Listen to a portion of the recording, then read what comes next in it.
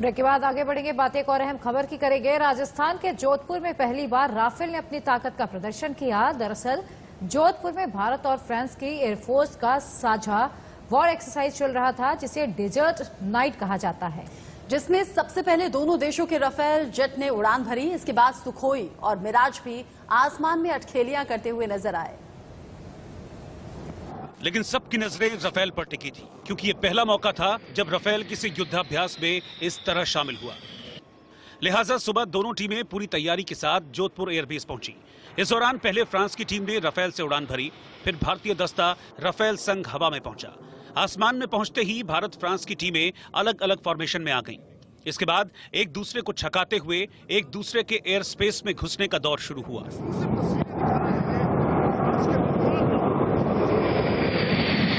दोनों टीमों में एक हमलावर और दूसरी डिफेंस की भूमिका में रही। हमलावर टीम को दूसरी टीम के सुरक्षा घेरे को भेदते हुए अंदर प्रवेश करके अटैक का अभ्यास करना था। लिहाजा इस दौरान दोनों टीमों ने हवा में एक दूसरे के विमान पर डमी मिसाइलें दागी। इस दौरान दोनों टीमों को इन मिसाइलों को नाकाम करते हुए आगे बढ़ना था। करीब 1.5 घंटे तक आसमान में एक दूसरे की क्षमता को परखने के बाद सभी फाइटर्स एयरबेस पर लौट आए और इस तरह से एक के बाद एक 4 नीचे उतरते ही सभी पायलट्स वॉर रूम पहुंचे, जहां उनकी उड़ान का लेखा जोखा लेकर एक्सपर्ट्स मौजूद थे, जो दोनों देशों के विमान और पायलट्स की गतिविधियों पर बारीकी से नजर रखे हुए थे। डेजर्ट नाइट 21 नाम का ये युद्धाभ्यास 20 जनवरी से शुरू हुआ है, जो 24 जनवरी तक चलेगा।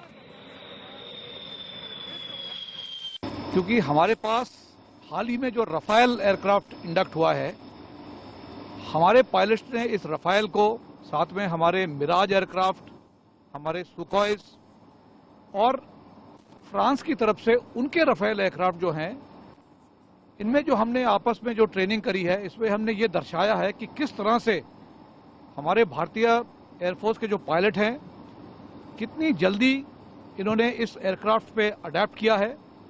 और हम लोग ने फ्रांस की एयरफोर्स को ये बता दिया कि हमारे पास जो भी एयरक्राफ्ट आया, हम लोग अपने ट्रेनिंग में इतने सक्षम हैं कि जल्दी से जल्दी हमारे पायलट्स किसी भी एयरक्राफ्ट को ऑपरेट करने में काबिल हो जाते हैं।